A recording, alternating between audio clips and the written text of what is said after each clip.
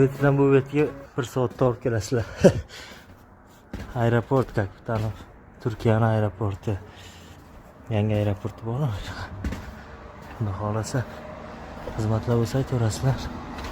Bag'i yana ketaveradi. İşimiz sifatli, garantiyali ish bo'ldi. Xolasa xizmatlar bo'lsa aytaverasizlar. Banyani ustidan o'n qo'yib berdik. Hozir quydim, ho'l. Sement